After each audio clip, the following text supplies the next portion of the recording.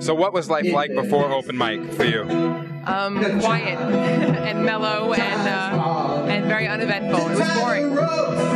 And now that you've had some sort of success with this, what are your plans for the future with open mic night? I'd love for it to continue the way that it is. It's a really great way to showcase people, and you can put together really great shows, festivals, and stuff for the weekends to expand the crowd that much more.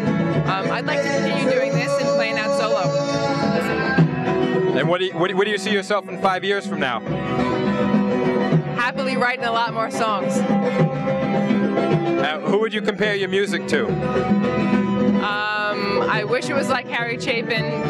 The person I've been compared to the most is Natalie Merchant. And your influences, are they the same or? Yeah, Natalie Merchant not so much, but it just kind of seems to be a coincidence.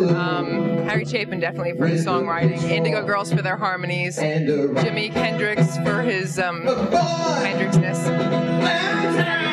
Obviously, you're very talented. What are the benefits of you performing at a place like this, as opposed to someone who might not be as talented? Wow, I don't really look at myself as being that talented. I just do what I feel. I like playing here because they're good people, and it's got a great sound system, and it's conveniently located, so we can have people from Suffolk County, Nassau County, all converge together and make a home out of it. So, how has your life changed since you won that big competition?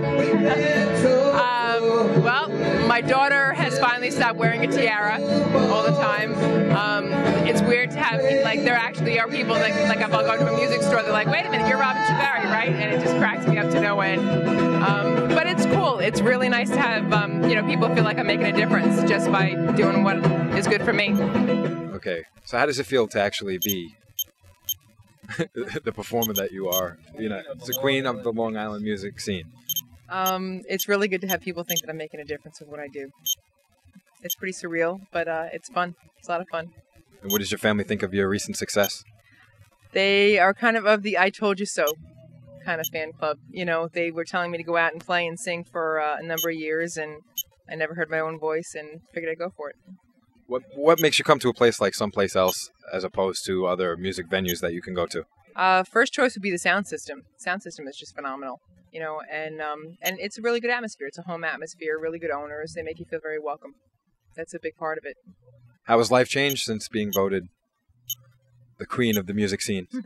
I get a lot of teasing. I get a lot of ribbing from the friends. But I also, occasionally I'll go into a music store and it's like, oh, wait, you're Robin Shabari. And it just kind of makes me crack up and double over. So it's good. It's good. It's, it helps get the music heard. So what got you into music? I mean, why choose this career? I never chose it as a career. This was something that was pretty much a dare to go to my first open mic. And it just kind of snowballed. I loved it. My parents were both in, the performing field. My mom sang and played 12-string guitar. My dad was an announcer on TV and radio. So it just seemed natural, but it wasn't natural until after I was at least 3 decades old.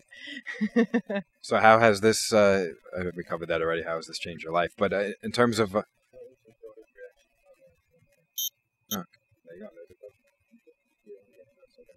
go. Well, her initial reaction was she screamed, and then she ran all over the house, and then she didn't take a tiara off of her head for 3 days, and now I've been voted the coolest mom of her class because she brought me in for show and tell, and it's pretty cool. It's pretty cool just to have her proud of me. So what are the Sarah Eve, she's 8. So what are the sacrifices that you have to make to do something like this? Obviously, in terms of personal, meaning family, and professional, meaning work. Do you have to make any sacrifices? Sleep.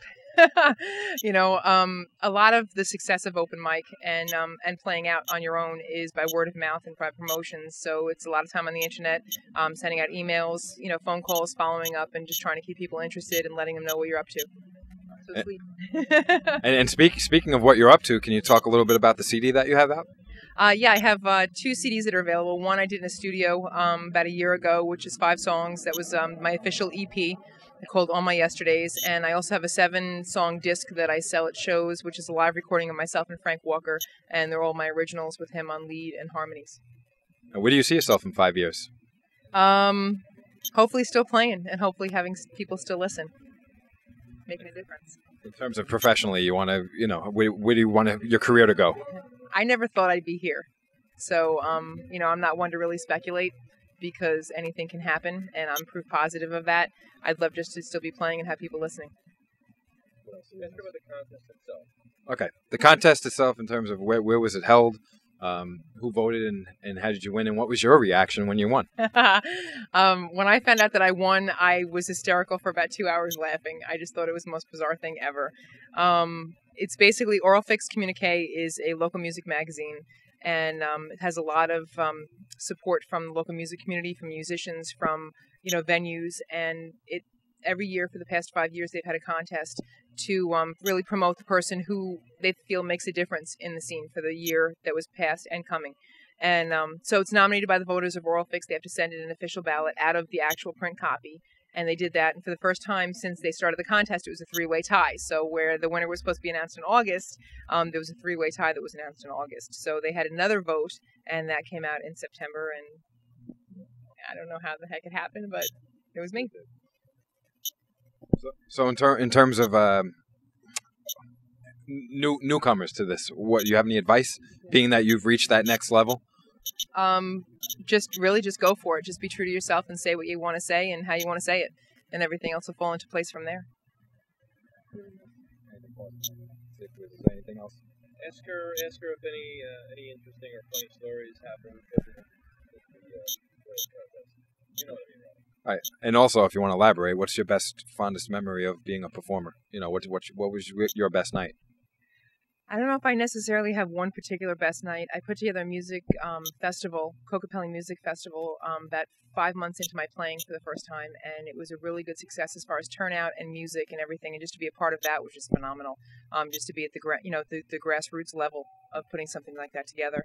But pretty much any open mic, because it brings a lot of people together. I've seen a lot of friendships formed. I've heard some wonderful music, a lot of people collaborating, getting together in their own time, and it's a beautiful thing to be a part of. If I can be even remotely a catalyst for that, it's worth it. Have any of your cohorts at the bar done anything amusing? Yeah, the first open mic that I hosted after I had officially won, I got a call it was about 1 o'clock in the morning. Robin, look over here. And as soon as I turn around, I've got a bunch of them standing there holding up the picture, which is life-size and really big, like this. And I look over and there's like 15 of them that are all standing at the bar having a good laugh at my expense. So yeah, I've gotten a lot of ribbing, but also a lot of appreciation and just, hey, you deserve it, which is really nice to see. So where else can everyone see you besides someplace else? I'm actually going to be putting together a couple of music festivals. I've got original music series that I put together about once every 2 months, which is about 5 or 6 acts, which just showcases original music on Long Island. So I have one that I'm putting together now for January and another one for March. But any details can be found at robineve.com, and that's updated regularly as far as open mic and any gigs that are going on.